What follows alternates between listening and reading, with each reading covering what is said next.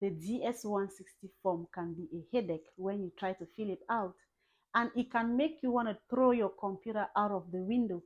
That is why I'm here to share with you top 5 tips on how to effectively fill out this DS-160 form, and also how to navigate freely. Welcome back to my channel. My name is Patty. If you're joining in new here, you're very much welcome. Here I share videos on travel vlogs, business, immigration, and my lifestyle. So the first tip to take into consideration when filling out the DS-160 form is to remember your application number. Your application number is that key that helps you unlock that DS-160 form. And without this application number, it will be difficult to retrieve an application when it's time out or when you've lost time out. I'm going to explain that as this video unfolds. So you want to remember your application number. And how can you do this? You can, of course, when filling out the DS-160 form, make sure you have a sticky note or maybe a notebook, a pen, or there are some people who can retain memory. I am not the kind of person that can retain numbers.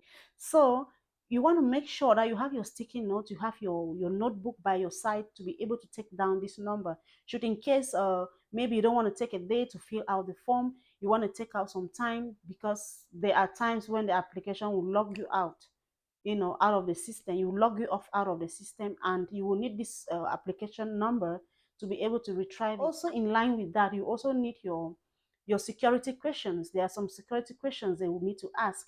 For example, like your year of birth and all of that. You need to retain all of this and put them down in writing so you can be able to retain it. If you haven't watched my video on the step-by-step process on how to fill out a DS-160 form, be sure to check my description box below. I'm going to link it or put it somewhere on the screen so you can go check it out. So the second tip is be patient with timeout. Yes, the application or the system will log you out of the system. There is no guaranteed time that you're going to be on the system. Maybe like, okay, the system say you're going to fill your DS-160 form. It's going to take 90 minutes or so, but it can log you out of the system. Why it does so? Maybe you just stepped out, like, okay, let me use the bathroom and all of that, and before coming back you've been locked out of the system. So what do? Be patient. So don't freak out or like, okay, I've lost everything and all of that.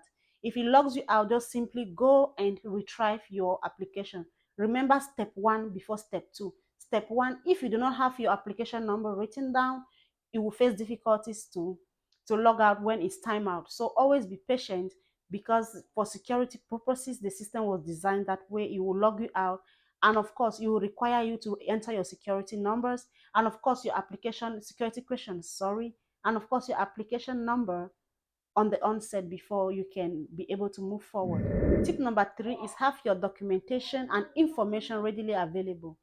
I will advise, if you're a first timer trying to fill out your DS-160 form, or even if you've been doing this, always have maybe a notepad open, or maybe on your Microsoft Word. You can fill out all your informations, because with the DS-160 form, it entails you to enter a lot of information. So you will want to fill out this information or have it written somewhere so you can just copy and paste it.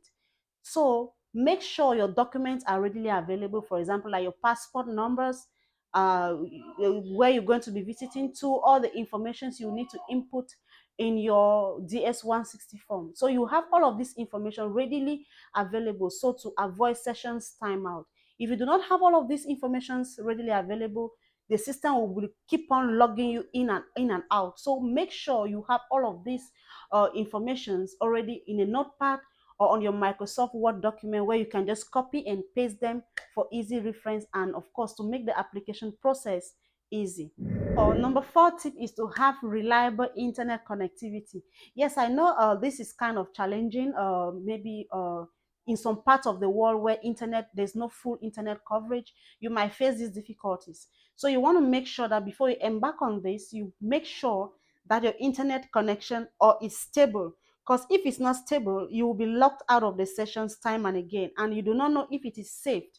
So always make sure you save your DS-160 information that you've already put in the form, but there's no guarantee it's going to be saved because of maybe poor connectivity. So you want to make sure you check out your internet connections. Do not fill out the form and later maybe a power cut, or the internet is being intervened or interrupted, and you lose everything. It is headache, because you'll be going back and forth, filling the same information, and it's tiring, and you might lose your patience while doing so. So always make sure you have stable internet connectivity before you forge ahead with your application. And the last tip is make sure your digital photograph meets the criteria. To finish off the DS-160 form, we always ask you to upload your photograph. Please make sure your photograph meets criteria. In my own situation, or in my own case, I didn't actually upload my photograph. Actually, I went and took the soft copy to the embassy, and that is where it was, but if in your own case you do not want to do that, but it's advisable, in my case I had to take it to the embassy.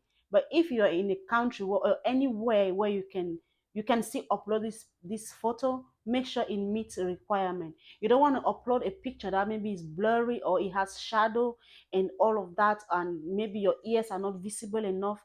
Make sure you check out the criteria on their website. They always give informations on their websites, so as to make sure everything is perfect. Finally, I'm going to be sharing a bonus tip. The bonus tip is when you're finished with your DS-160 form, you want to review review your application before submitting. Do not be in a rush to submit, because I have had people in my email say they submitted the wrong information because they were in the rush to submit. You want to go ahead and cross-check and make sure everything is well in accordance to what you feel. Remember, DS-160 form is the key component to your B1, B2 visa category. So you don't want to miss out on that. You don't want to make any mistake. You want to make sure you double check to make sure that everything you have inputted in the application is correct and reliable. So this brings us to the end of this video. I hope these tips will help someone and it was helpful. And please, if you found this video interesting, do not forget to drop your thought or leave your thought in the comment section. Do not forget to thumbs up, like, and also subscribe to my channel. Thank you so much, people, and please stick on to the next part that explains the frequently asked questions on DS-164. Thank you so much for watching, and do not forget, I love you guys so much. Ciao.